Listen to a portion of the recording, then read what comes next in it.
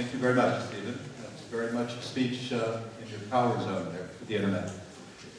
Isn't he beautiful, ladies and gentlemen? All in white, John Travolta, Saturday Night Fever. This is his prom outfit also, so I think it's cute. Lovely there, Chris. I thought I was going to get up here today and tell you that Chris had been accepted to Carnegie Mellon and he might likely go there and major in economics and business. And then the mail came yesterday. There's a big envelope for Chris. It came from the Bondurant School of High Performance Driving. They offered him a chance to go pro. So those of you who know what that's in reference to, can figure that out. He is noted for his driving skills and that. To be serious about this young man over here, though, Shakespeare said in Hamlet that brevity is the soul of wit. I don't think we hear too much from Chris, except his robotics announcements. But other than that, he doesn't tend to speak out much in class. Whenever he does offer a remark, it's pertinent, brilliant, insightful. But generally, he's laid back. He goes through life here. We don't see him too much up on the stage. But that hides a brilliant intellect, a cunning mind, and a great character.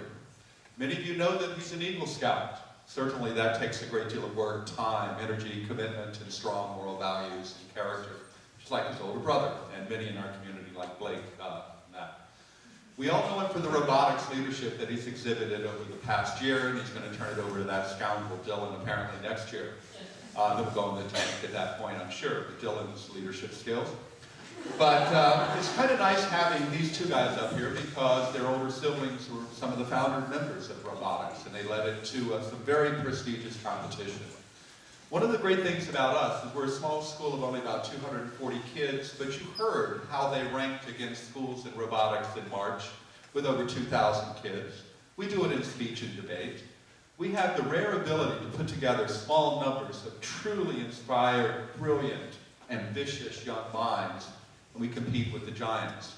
And that's what this young man is. He is maybe going to go off to Carnegie Mellon and become brilliant in business, finance, whatever he chooses to do. He's already showing that here. I mean, he's carrying a very difficult academic load of 3 APs. That backed by his great jazz performance. Some of you, especially the seniors, will remember he was part of a band called Speedland with his older brother and other PCS kids. Very good. They were a garage band, rock band, highly competitive. I think you came in maybe second or third in a local competition. So he's a little bit of a Renaissance guy as well. But beyond that, Chris is just everything that is good about school, about your generation. Talented, caring, concerned. And he's going to reveal some of that to you in one of 2 speeches that he wrote, because Chris is kind of crazy. He has 2 speeches.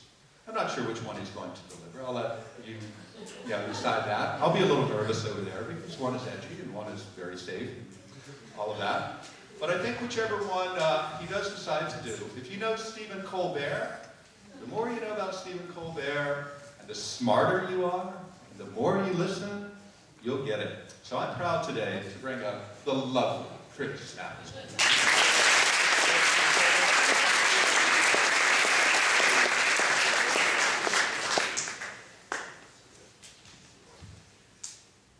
Truly mean to live in unity? I ask myself this question every day of my life. We use the term unity loosely as we form organizations such as the United Nations or United Healthcare. Even our founding fathers in the Declaration of Independence named our country the United States of America. We preach that an ideal place or country is one that is both unified and diverse. But how does that paradox really make sense? How can a place be both diverse and unified if those words are truly opposites? But in reality, this idea makes perfect sense.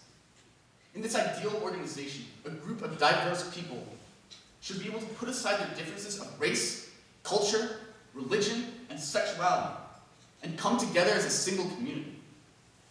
But despite the fact that we arrogantly call ourselves the United States of America, we are almost the epitome of disarray. We are divided over almost every issue, whether it be gay rights, or increasing taxes, or whether Justin Bieber should be deported to Canada or not. But is there a way to reclaim the unity that we once had? Well, guess what?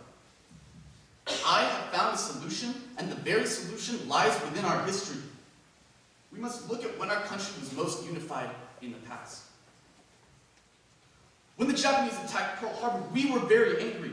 How dare they destroy the planes that weren't even flying? How dare they blow up some of our oil? So we declared war on the Japanese. We loathed the Japanese and immediately forced all Japanese Americans in the West Coast into intern camps like they deserved, because clearly they were the ones to blame. We spent millions of dollars to send soldiers into Japan, Germany, and Italy. But that was not enough. Those planes were worth more than that. We could do better. We developed the world's first atomic bombs, dropping them on 2 Japanese cities, killing many innocent civilians.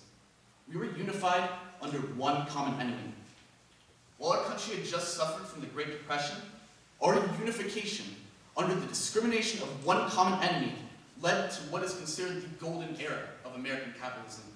We created over $200 billion in war bonds. The middle class thrived, and our GDP was near its highest. By discriminating against the Japanese in both Japan and the United States, we pulled ourselves out of the Great Depression and created huge economic growth in our country. September 11, 2001. Almost 3,000 people died that day. The World Trade Center was attacked by Al-Qaeda. By association, many Americans began to discriminate against all Muslims, not just extremists. This became apparent in schools, where many children were bullied, in work, where many Muslims lost their jobs, and in airports with the TSA. These TSA checks discriminate against all suspicious-looking individuals, which typically means non-whites, like Muslims or Sikhs. Now, the Sikhs were so frustrated with the TSA that they created an iPhone app for all people to complain to the TSA personally, called Flyrates 2.0. Now, the TSA spokeswoman, Sterling Payne, takes pride in stating that only 11 people complained to the TSA using the app. Well, only 15 people actually downloaded the app. You waste of space. So about 73% of all people who downloaded it actually complained. The rest probably didn't even know about the app. Now, I understand that the TSA is necessary, unlike one commentator on the USA Today, Bill Fisher. Bill Fisher stated that the whole TSA approach is stupid, sick, and needs to be overhauled. The TSA has done more damage to our liberty, our way of life, and morality than Al-Qaeda could have ever hoped to do. Now, I feel like that's a little misguided. But I decided to do a bit of research on Bill Fisher because he seemed pretty interesting and I was a little bored. So I looked at his top favorites on Facebook, which included freedom to travel to the USA, abolish the TSA, F the TSA, and Transportation Service Act, more like tolerated sexual assault. Clever, they both have the same acronym. He has not accepted my friend request yet. But I digress.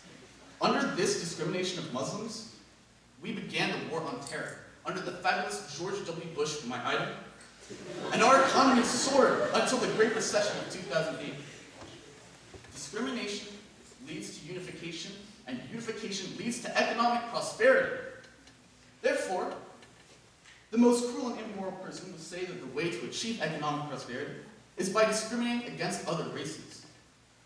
To put other races down so that everyone else is happy. By unifying against a single group of people, the discriminators become richer and richer. But now if you were smart, you would ask me one question. Why aren't we doing this now? The truth is, we are.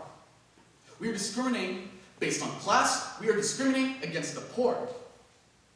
And you may ask, what do you mean, Chris? Well, let me tell you. In the fair and just state of Arizona, we graciously provide the minimum wage worker with an amiable $7.90 per hour. After taxes, that 40-hour minimum wage worker will take home about $1,000 per month. What an incredible wage! Therefore, they are able to spare a whopping $500 a month for rent, allowing them to live in the undesirable and unsafe apartment complex that they have always desired. after half of their money is cut, the poor already have an exorbitant amount of money left to pay for necessities.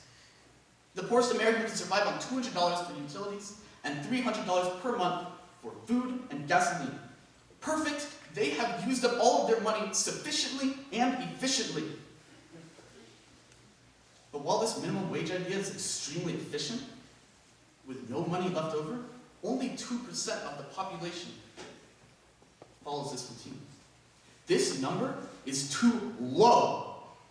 If the number were higher, then we could be earning billions instead of just millions. I could buy another yacht. I could buy another house. Yes, it is true that it is at the expense of the poor lower-class Americans who would no longer be able to pay for any luxuries. But let's face it, the poor do not need to have fun. The poor do not need to have money for children because they do not need the happiness that comes with children. The poor do not need any luxuries such as Starbucks coffee, or a beer, or a Miley Cyrus CD characteristically called bangers. That would be outrageous. They would have the ability to rise in the social ladder and steal from the billions of dollars that we the rich have worked so hard to collect. The billions of dollars that we love stockpiling in our bank accounts because it looks good. And because we love big numbers and they look beautiful. And the poor would be taking that away from us. And worst of all, the poor would be able to achieve the American dream. That cannot happen here. Let me ask, is it worth it? Is it worth the thousands, even millions of Americans to suffer from discrimination so that a few greedy Americans are happy with big numbers and fake but kind of hot gold diggers? Is it morally correct to deprive the innocent and kind from achieving the American dream that they once believed in? And in return, is it right for the rich to greedily stockpile billions of dollars in their bank accounts at the expense of the poor, who do not even have enough money to live a proper life? Are we truly a United States of America, or are we a divided country in the midst of an economic civil war? Earlier I stated that discrimination leads to unification, and unification leads to economic prosperity. Well, the truth is, I lie to all. If it takes discrimination to become united, then you are not truly united. You are not truly American. You are the lie that the United States has become. The only thing that makes a community, a state, a nation truly unified is when we can accept the differences of everyone, whether it be in race, culture, sexuality, religion, or even class. No one is better than the other. And I'm not arguing for socialism, but there's something between that and the dreaded, corrupted capitalist state that we are in. We cannot call ourselves the United States of America until we truly understand that. Maybe we should just call ourselves the States of America. Or maybe we shouldn't call ourselves a country at all. Thank you.